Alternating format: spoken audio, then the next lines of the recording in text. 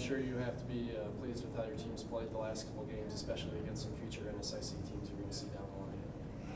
Yeah, we've played pretty well all through the season. You know, the games that we have dropped been really close games.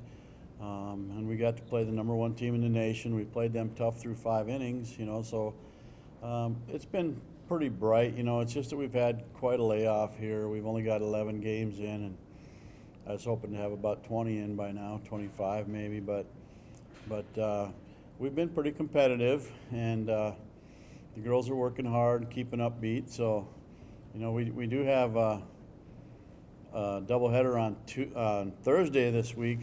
It's just our JV team, but those girls are all going to get to play. Dakota College at Botano's coming here on Thursday, 2 and 4 o'clock out on the turf. And then on Sunday we have a non-conference doubleheader. The games that were scheduled February 28th, 26th, I guess it was, are now going to be played Sunday, March 26th. That's MSU Billings.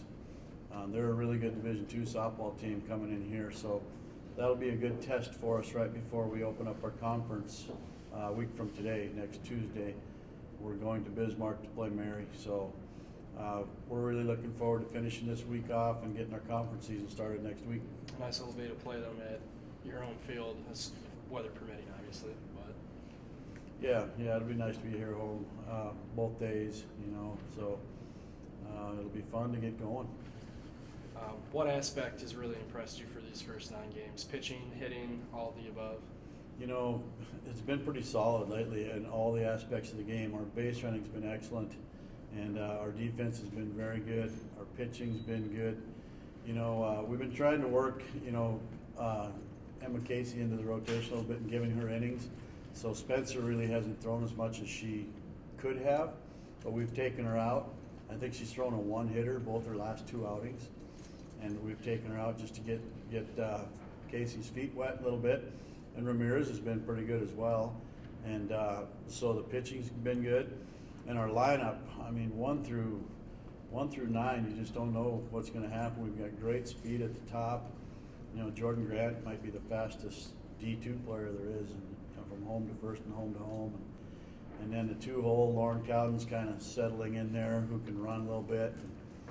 And 3, 4, 5, those kids can mash. I'm telling you, Rachel Burdett is hitting the ball hard right now, and Ashley Hill and Tori Zimmerman got a lot of power. And then 6 and 7, you know, Isis Cabral, she hit 2 of them the last 2 days in practice that are way gone. And so our lineup all the way up and down is pretty solid. So we're just looking forward to getting a little bit better each day and getting the experience of you know, situations in the games, and making sure we throw to the correct base, and our defensive plays when they have runners on first and third, making sure that everybody's communicating and bunting, playing the bunt correctly.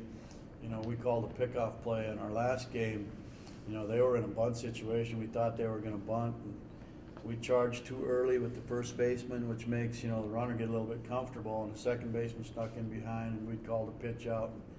Boom, Tori nailed her at first. And so I'm just very happy with how they're playing the game and what they're doing on the field. It's just that we haven't gotten as many games. That's the only drawback I've seen, you know, so, but I think we're ready to play.